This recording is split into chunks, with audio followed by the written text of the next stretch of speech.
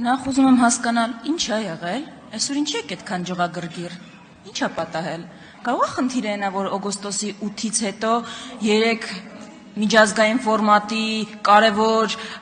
հարթակներում ելույթ եք ունեցել ու 3-ում էլ ստիպված եք եղել խոստովանել, որ այն օրակարգը, որը ժողովրդի վրա ուզում եք ծախել, տապալված է։ Ստիպված եք եղել վախվորած սենց ասել, խնդրում եմ այլևէ թող պարզաբանի, ինչ նկատի ունես տերմինաբանությունը օգտագործելով։ Եթե տերմինների շուրջ եք պայմանավորվել, զարմանում եմ ինչի մասին եք հայտարարում, որ բարդ հարցերի մասին պայմանավորվել եք։ Մունաթ եք գալիս ԵԽԽՎ падգամավորի վրա, ասում եք դատապարտում եմ Զանգեզուրի միջանցքը,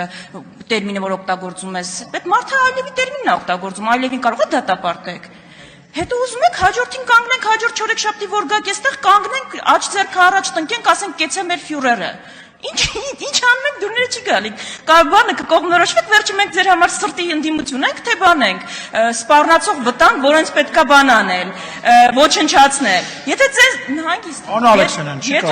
սրտի ընդդիմություն եք, բա խեք հետապնդում։ Չի 70%-ի վրա քրեական գործեր կային, գործընկերին չի նստած, բա սրտի ընդդիմությանը տենց են վարվում։ Բայց այս ռևերանսները պետք չի,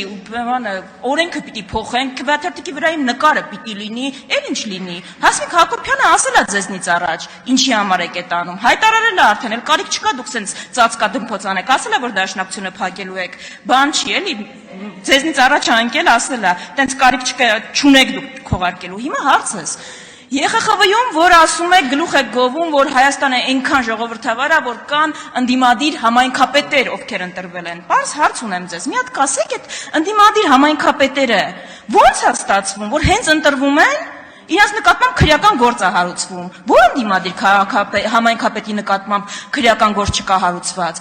Ո՞նց է ստացվում, որ ընդդիմադիր համայնքապետերը կամ հետապնդվում են ձեր օրոք կամ սպանվում են, ոնց որ սպանվեց Վալոդիա Գրիգորյանը։ Ո՞նց է ստացվում, որ այս երկրում պաշտպանված եք դուք, գերպաշտպանված։ Պաշտպանված է արցախահայություն տարածող բլոգերը, բայց ընդդիմադիր համայնքապետը, որի նկատմամբ կար լարվածություն, պաշտպանված չի։ Ո՞նց է ստացվում, որ 120 քննիչ ներգրաված են սրբազանին էլ լսելով, էլ չգիտեմ, հետևելով, այն տեղը, որտեղ մի քանի ամիս առաջ ձեր նկատմամբ ջախջախից հաղթանակ կատարվելու վտանգը տենց կար, այդ մարդուն կասկածյալներին ոչ հետևում են, ոչ գաղտնալսում են, ոչ զենքի գնումն են կանխում, որ սենց սպանություն չունենաք։ Այդ ո՞նց է տենց ստացվում ձեր ժողովրդավարության բաստիոնում։